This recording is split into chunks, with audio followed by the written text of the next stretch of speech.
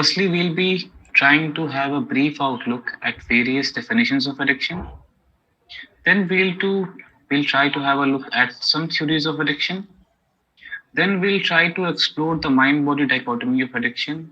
How is the mind and how is the body involved in addiction? Then we'll move on to have a brief look about the Advaita theory of cognition. Then we'll have a brief look at the 12-step AA, that is Alcoholics Anonymous Recovery Program. And then we'll try to overlap the Advaita theory of cognition with the 12-step AA recovery program to formulate what I would like to call an Advaita Vedanta recovery model from addiction. What is addiction? The American Society of Addiction Medicine says, that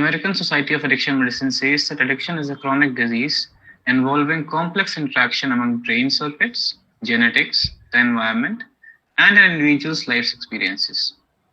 Now, everything besides genetics that has been written down is the environment, the individual's life experience, that forms your epigenetics, the whole nature versus weight. So, addiction is a chronic disease. Okay? First thing. Secondly, addiction is not having control over doing, taking, or using something to the point where it could be harmful to you. Okay? Involving again complex interaction among brain circuits, genetics, the environment, and an individual's life experiences. Now, this definition was given by NHS UK, National Health Services UK. Lastly, we have the definition by International Classification of Diseases, which is a classification of mental health disorders primarily used in UK. The 11th revision of it says, addiction as a neurophysiological symptom defining pervasive and intense urge to engage in maladaptive behaviors, providing immediate sensory rewards, example, consuming drugs, excessive gambling, despite their harmful consequences. Now, first thing that you have to understand is that it's a chronic disease, that after a point, it's not under the control of the person who is an addict. Okay? And then it's a constant urge to engage in maladaptive behavior. Now, what do we mean by maladaptive behavior?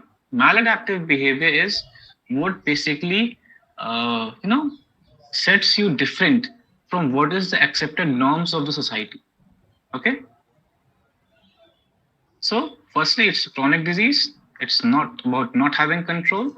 Then it's about maladaptive behavior, and it involves three things primarily, the brain circuits, the genetics, and the epigenetics factors. Now, here are some theories of addiction. The first theory we'll be looking at is the positive reinforcement theory. It says that you use a substance for its pleasurable benefits. Before we move any forward, I would like to mention here what we mean by the term substance. Substance can be something tangible and it can be non-tangible as well. Now, what do I mean by tangible and non-tangible? Tangible in the sense that it can be a cigarette, it can be liquor, etc. All these substances. It can be non-tangible from the 30-second reels or gambling or workaholic addiction, engaging yourself in too much work. So anything that perturbs you and hampers your daily life functioning. Okay. So those are the things I mean by substance. So substance can be tangible and it can be non-tangible. Okay.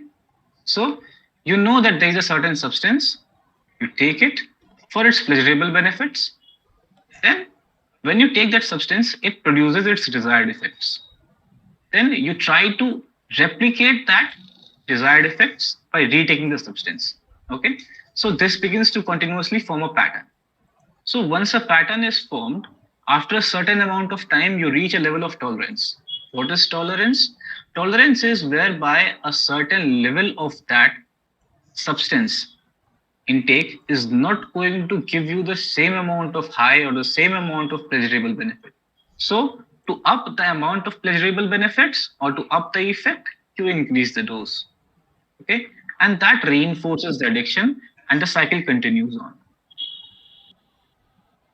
Secondly, we have what we call the negative reinforcement theories. Okay, so you take a substance to numb the pain. Okay, you feel some kind of mental pain, emotional pain, or physical pain. You take a substance to numb down the pain. It produces its desired effect, that is, it lowers down or it calms down your pain. Okay, now when pain hits you again, you try to reproduce the effect by taking the substance again. You, after a certain point of time, you reach a level of tolerance whereby taking a certain amount of that substance is not going to numb down the pain. So you have to up the intake, that is, increase the dosage, and that negatively reinforces the addiction. The third theory that we are going to be discussing is the disequilibrium in brain reward systems. So what we call self, this is by Antonio Damasio. He's a famous neuroscientist. You guys can look him up online. So he says that what you consider as self is governed by allostatic processes which are trying to maintain homeostasis. What is homeostasis? Homeostasis is the process whereby, you know, all your baseline level, your chemical baselines are tried to be maintained. Everyone shares the same set of organs but a different level of biological chemistry.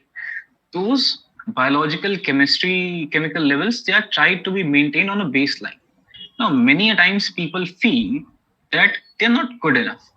Okay, in the sense, many a time people feel that, oh, my voice is not too manly, my voice does not have that kind of bass, or oh, I do not look enough.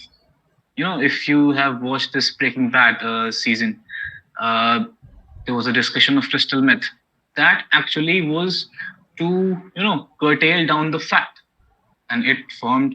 So at one point of time it was legal, at one point of time it's still legal, but the main thing is that people are not happy in their own skin. They wish that I was good enough.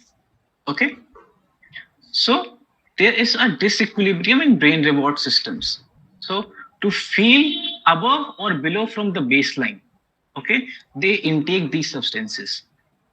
Okay, so to change the feeling that I wish I was good enough, I wish I was better enough, I wish I could be something different from what I am, at baseline at the biochemical level. Okay,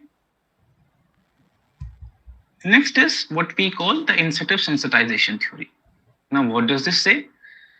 Before we move forward, let me give you an anecdote. Once my mother and my Nanaji were traveling to some place quite far away, and it was around 30-40 years back. And water was not a commodity to be sold in bottles those days. So my Nanaji and my mother, they stopped at a tea shop, and they had tea. So the tea shop owner, he told that just have this cup of tea, and that will calm down your thirst, because obviously the route was quite long and there were not so many shops in those days. The connectivity was not so much good in those days, and still it is not good in many parts of the country. So now one might obviously ask that why take water when the tea seller obviously you need some amount of water to have to make tea. Now why? Now so why? Because obviously the tea seller needs to feed himself, you know. So, and I call this a bottom-up theory in the sense that it starts by acting on your limbic system, which is the reptilian brain, which is the primal brain, which formed first, in humans, wherein all the memory and the emotional patterns are stored. Okay, so it acts on your limbic system by incentivizing the substitution of substance of abuse for primal needs such as hunger, thirst, sex, etc. The constant abuse of such substances compel the brain to draw a correlation. You take tea for a certain, benefit to calm down your thirst or hunger. Sorry. Okay, so your brain will draw a correlation that okay, this substance, it helped me calm down my thirst, it helped me calm down my hunger, etc. Then that disrupts the connection between the limbic system, the seat of memory and emotions, and the prefrontal cortex, which is the seat of abstract thinking, judgment, and critical thinking, abstraction, etc. Now, this undermines your survival instincts, hunger, thirst, sex, etc., in the presence of the abuse substance. So, you constantly calm down your basic instincts by providing some kind of incentive. What is that incentive? That incentive is the substance of abuse.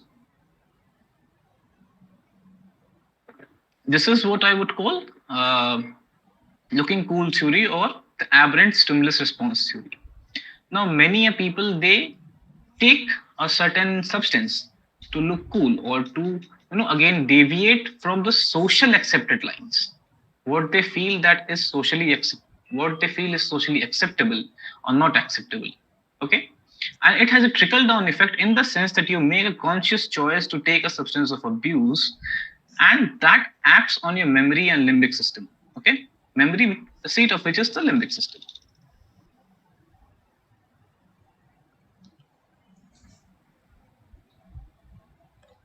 Now, this is by my mentor, Dr. Alok Bajpayee. His book is Maya's Reality. And he says that addiction is an escape route.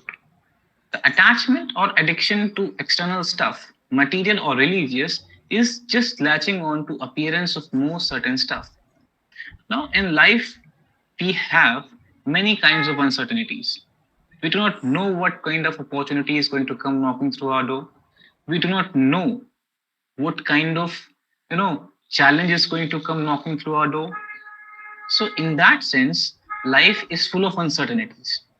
So addiction is basically latching on to a certain substance, whereby you know that if I take this substance, I will get this desired benefit. Now, the neurochemical or the neurotransmitter or the brain chemistry of this, the brain underpinning of this is the dopamine and the endorphin regulated reward centers in the limbic structures, and they have a significant weightage in determining action or pursuing target object exploration, adventure, reward, punishment. Now, anytime you do some new thing, that gives you a sense of joy or sense of pleasure. And if that fails, you get a certain kind of punishment from that. For example, if you touch fire for the first time, you're going to feel pain. If you crack some examination or you do something good, you're going to feel a reward. So the basis of that is the dopamine and the endorphin regulated reward system. Sometimes through need, rest, through fulfilling the withdrawal needs to maintain the feeling of reward. This explains addiction, irrational behavior, risk taking, etc. So what he's trying to say is that addiction is an escape route from the uncertainties of life, the underpinning, the biological, the neurochemical underpinnings of which are the dopamine and the endorphin regulated reward centers. Now, I would like to thank QuitSure app on Play Store for making me understand this mind-body dichotomy of addiction. So, the dichotomy. The first thing is the physical element involved in addiction, and then the second is the mental element involved in addiction. What, when, and why? So, to explain this a bit further, I would like to bring forward a case in point, my book shopping addiction. Now, what was the physicality of addiction? I've tried to do this physicality and the mental element of addiction involved, because else it would be a chicken and egg story, in the sense that which comes first, the physical thing or the mental thing? The craving comes first or the urge comes first? Okay, so let's start with the physical element of addiction. Sorry. I had a habit of reading poetry, which is very concise, and let us consider this to be a purely bodily act. And I did not like reading much. I switched to doing PhD in philosophy, and it required vast amounts of reading, and I hated reading long prose. Okay, now consider this to be a mental act. Okay, coupled with it was a need to connect with people to make me seem knowledgeable with buzzwords. Now, why do I call this addiction? Because now I have, almost 1 lakh rupees of books, and I haven't read, around most of them. I have just read 10 or 20 books. I somehow, got to do my stuff, got to do my PhD, but I am not a voracious reader. And this is a problem because, I don't earn and getting a pile of unread books, and that hampers my, you know, uh, pile of 100 books, that sometimes gives me a kind of pleasure that I have so many books.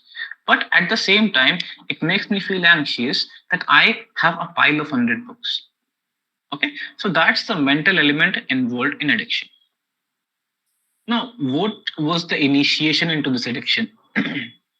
I found a bookshop, and the owner was very nice. So I used to go to him primarily to connect because he was a very gentle person, and we used to talk and we used to have a chat. And after that, I started buying books. First, it used to be poetry books, and then it turned to other books relating to my subject. Sometimes I'd read it, sometimes I'd not. Sometimes I would half read it. Sometimes I would not completely even look at the book, just pile up the books. So what I was primarily looking for was an escape route. Okay, escape route. What kind of escape route? That we're going to see.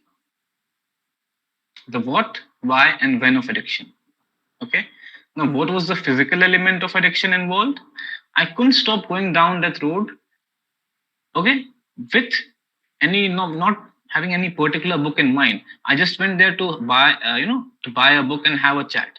Having a chat was the basic component. Now, what was the mental element involved in this? What was the mental element involved? That was, I was anxious to let my frustration out, my frustration of, studying a lot, my frustration with life, my frustration and my need to connect with people. Okay. Now, what was the physical element of addiction?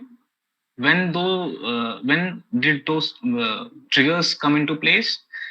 Every time I went that road, I had to go to his shop, and it was almost around 3 to 4 months with pile of 100 books. And every time I could not connect in a proper formal setup, I would go to his shop. I had to go to his shop. Why did I do this? It was just because I had a need to connect with people, talk fancy, gossip, crumble, all those things which we as people, which we as humans, constantly do on a daily basis. What was the mental element involved? Because I was trying to escape this. I was trying to escape my situation. I was trying to escape contact. I was trying to escape people around my surroundings. I was trying to escape reading. And I felt that people won't accept me for it. Okay? Now, this is the Advaita theory of Antakaran. The Advaita theory of Antakaran is what we would call mind, in Western sense of the term. Okay? So the Antakaran is a quadripartite structure. It is composed of four, parts. The first part is the manas. Now it has twofold functions. And just one point to mention: mind is not manas, or manas is not mind. Okay. Manas has two functions.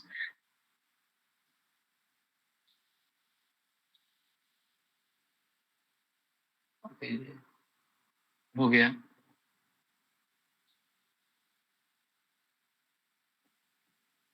Now what is the two? What are the two functions of manas? The first function of manas is, categorizing all those brute sensation which comes from your sense organs. It may be a visual image, it may be sound, it may be touch, it may be smell, all those brute sensation, and categorize them. Okay, after you categorize them, you try to weigh the pros and cons. Okay, bifurcate them in terms of pros and cons. Next part is the buddhi, which tries to make an intelligent decision. It is the intellect part. Chit is the memory part, and ahankar is the sense which imbues I-ness. Okay, which imbues a sense of egoism, that, oh, it was I who did this, it was I who saw that, it was I who heard that, it was I who felt that kind of sensation? Okay. So this is Swami Prakashananji on cognition. On seeing a chair, a person does not immediately determine it as chair. One is vaguely conscious and one asks oneself that what is it? Then the answer does not immediately come what is it? And firstly, you have a sensation of it. Either you see it, either you touch it, okay? You touch the form of the chair, and all those sensations are grasped. Once all those sensations are grasped, they are clubbed together, okay? They are categorized, and a composite picture is made by the manas. Next, one tries to find in the past that, you know, what is this? What is this? What is this? Okay. So then the answer comes that this is a chair. Okay. Then a buddhi that makes an intelligent decision that this is a chair. Okay. This chit memory. It's a reservoir of sanskar. It's a reservoir of impressions. It's a reservoir of sense impressions. Now, once the buddhi searches it, it makes a decision that, oh yeah, this is a chair. Then after that, you have the ahankar function, which makes the knowledge inclusive or intimate, in the sense that after ahankar portion comes in, you know that this is a chair. You have the knowledge that I know the chair. And it is because of the rapid succession of the four functions, they seem to be instantaneous. The four functions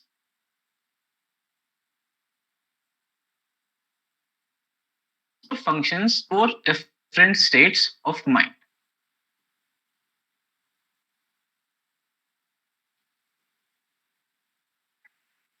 Now, we'll have a look at the Advaita theory of addiction. So again, various sensations come through the sense organs. We go to the manas, thereby they are categorized and filtered into pros and cons. Then they move to buddhi, and buddhi compares it, moves it to the chit, whereby it is tried to found wherein the buddhi tries to find that what is it, okay. When it finds that, oh, this is a chair, oh, this is this, an intelligent decision is made, and that decision is relayed to the ahankar, and that is basically a self-referential loop. I'm still working on this further to develop this theory, but via this feedback loop, the whole knowledge of I know this or I saw this, that becomes a wholesome cognition. Okay, so how does the addiction part come into place? You see a substance, you take that through your indriyas, okay, through your sense organs, through your hand, sight. Okay, now that if you have to watch a 30-second reel, you have to use your haptic sensation, you have to use your touch, you have to use your ears, you have to use your eyes to see that. Sorry, you have to use your eyes to see that. Then after that, it is categorized. All those root sensations are categorized, and then the pros and cons are filtered. Then buddhi takes an intelligent decision based on the past impression, the reservoir of impressions, and then that pattern is repeated, and the pros are also stored, the decision is also stored, and the cons are also stored, so as to minimize the burden, so that not every time you have to go to buddhi. After a certain time, it's not intelligent decision that goes into addiction. After a certain amount of time, it's just the memory impression that goes into addiction. I'm still working on this, but this is a rough model of it. Now, this is the 12-step A recovery program by Alcoholics Anonymous. Okay, so firstly, you have to admit powerlessness over addiction. Okay, you have to admit that this is something which is not under your control. Then you have to find hope. That may be something as tangible as a person, as tangible as an idol that can be as tangible, as an app, that can be as tangible as a person. I know it can be both tangible and non-tangible. It can be non-tangible in the sense that there's this concept of Ishwar Pranidhan, whereby you conceive of a formless deity and you meditate on that. Okay. Next, you surrender yourself to that hope. Firstly, you admit powerlessness and you surrender yourself to that hope, not to addiction, but to that hope that I can come out of this addiction. Then one has to see that one is not just a pile of bad habits, or one is not just an addict, one is not just, the ill effects of addiction. One is also the good one does. And you have to make a search within oneself for those goods and develop a fearless moral inventory and share that inventory of addiction with other people. Share your good with other people. Okay. And then you have to become ready to quit the addiction. Then you have to ask yourself, ask your hope, whatever that may be, to get rid of addiction and believe in the hope, whatever it may be. You have to believe in that hope that this app or this doctor or this psychologist or this, God or this deity, or I'm doing it for my wife or my father or my mother, whosoever it may be, that faith in that person will help you get rid of addiction. Then you have to make a list of harms you have done because of addiction. Okay. Now we know that addiction ruins lives. It ruins personal relationships. It ruins a person's relationship with the surroundings, with the people he lives with. It completely ruins them. It shatters them. But still, people do it. So you have to acknowledge all those wrongs that you have done. And then once you acknowledge all the wrongs that you have done, you have to make amends by acknowledging the wrong you have done. You have to make amends. Okay? And you have to continue the inventory. You have to continue focusing on the good part of you and pray and meditate. Sorry. You have to pray and meditate on hope that you can quit the addiction. Okay? And then help others by sharing your knowledge and experience. No man is an island. Okay, this is a saying. Okay, so you have to share, and that the sharing of your knowledge and experience, how you got of it, how was your struggle, what helped you, what didn't work for you, that helps us to form social connections.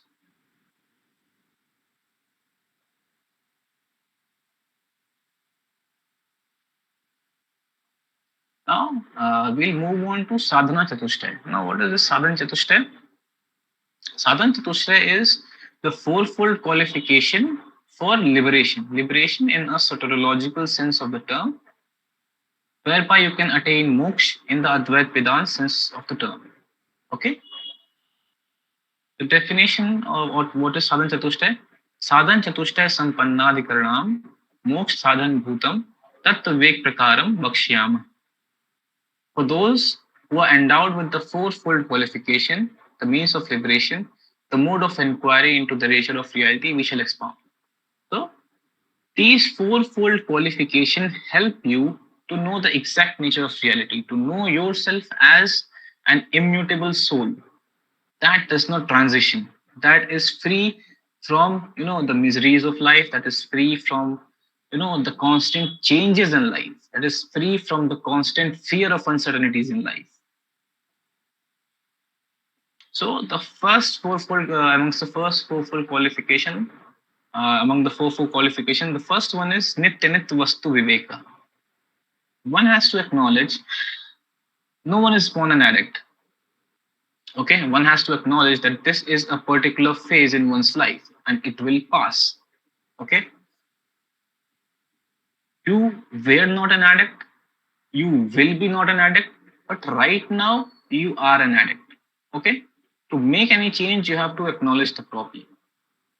Okay, it is just like surrendering yourself and admitting powerlessness, as we saw in 12-step AA program. Okay, So accepting that the addict was not always an addict, that is the key. It involves a discrimination between permanent and non-permanent things. Iha mutrat fal bhog viraga. It involves the refusal of pleasures, that is both the object of addiction and the effect it causes.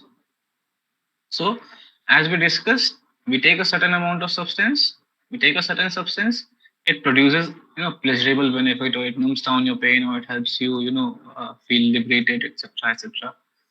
You have to refute, not just the object of, not just the object of, the addiction, but also the effect it provides, also the pleasurable benefit it provides.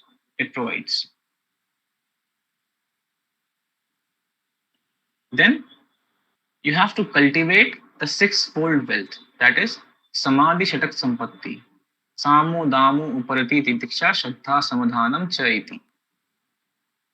Now what are these sixfold virtues? The sixfold wealth: sama, restraint of mind, meditating on the riddance of addiction. You have to restrain your mind that I am not going to take the substance. I am restraining myself from the pleasurable effect that it causes.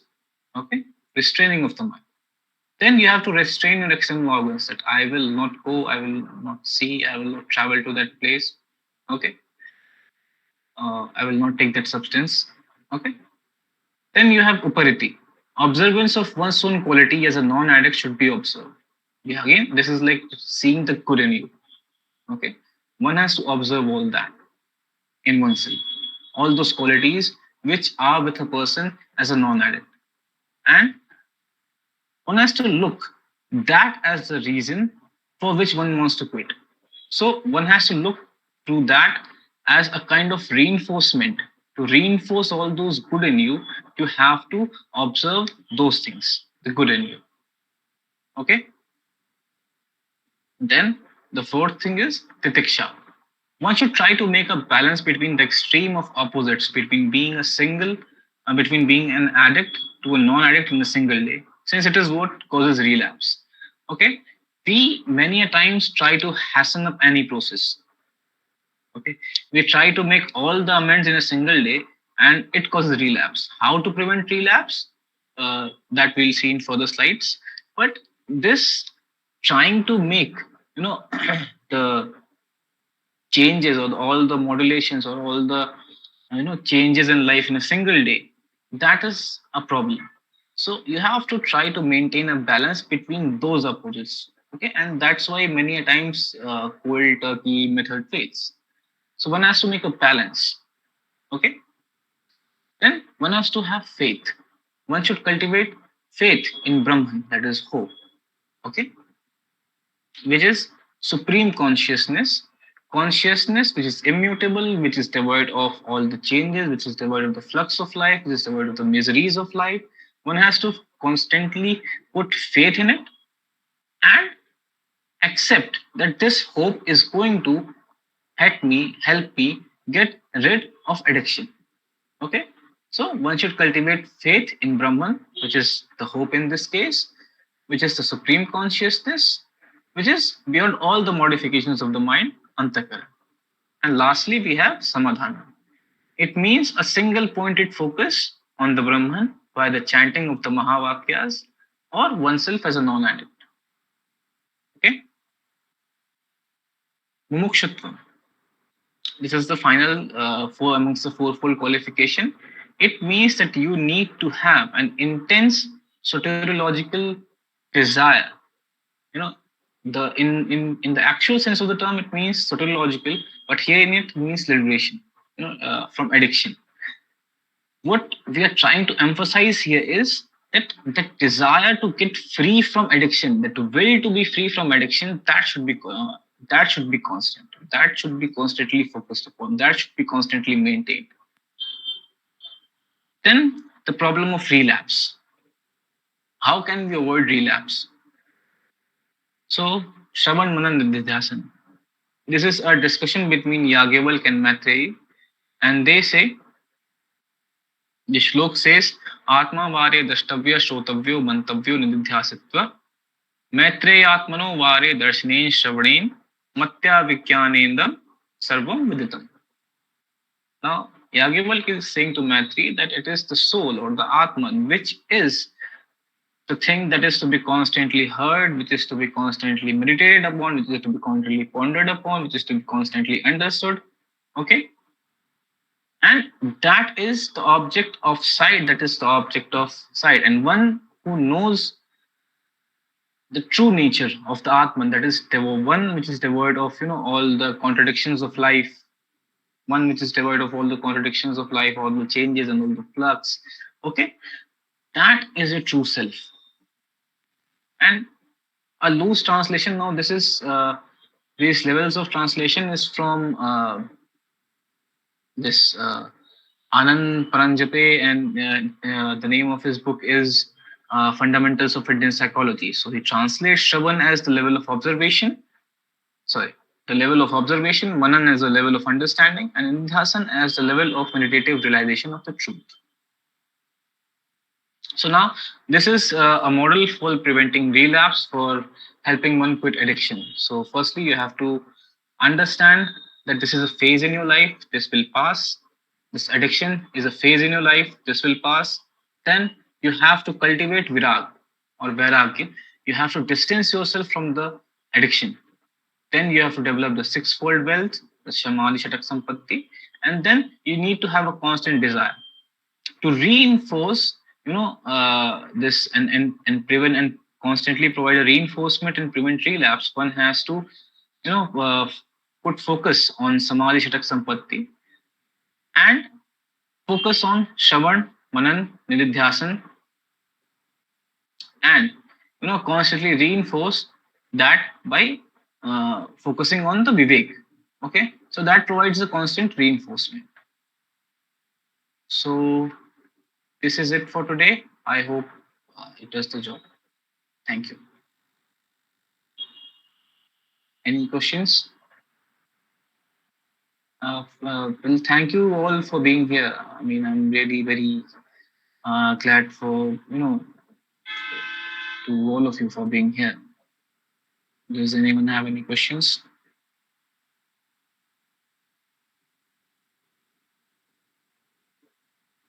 Anything anyone would like to discuss? Is there anything about something? Thank you.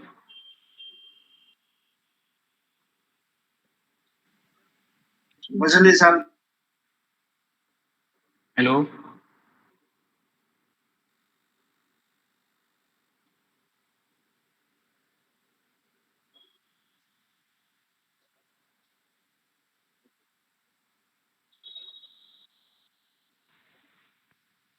नहीं भाई, अभी तो I am just trying to articulate it, लेकिन पूछूंगा भाई से मैं जो है अभी सोच रहा हूँ कि जो भाव है उसको अल्फाजों में किस तरीके से वो किया जाए, लेकिन हाँ भाई से पूछूंगा मैं। तो अच्छा सेशन रहा भाई। Thank you, Faizan. I'm really humbled by your kind words.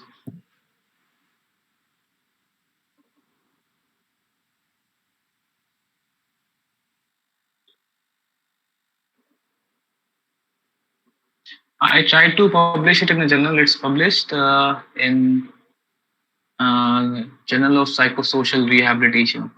So I'll upload a copy with Kartikeya and he might send it to you. You want to have a rating. Apart from this, if you want to have a look, you can have a look at Fundamentals of Indian Psychology by Anansi Paranjape, and there's one more guy, I don't remember his name. And apart from that, if you want to look into the Advaita Vedanta side of it, you can have a look at this Vedansar by Sadhan. You can find them on archive.org. And apart from that, if you want to look up into 12 Step AA Alcoholics Anonymous Recovery Program, you can. That's also online. There are many groups online. And apart from that, if you want to have a look into this, the neurobiological and the psychological underpinnings, You can search some articles on Google Scholar. I think that should do. Thank you, Dushi. So I think I shouldn't disturb you much enough. If you have any questions, it's fine. Else, we'll try to. I won't take much of your time. I hope there are none.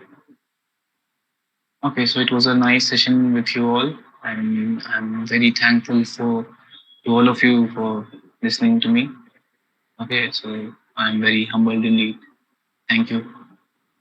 Bye. Have a good day.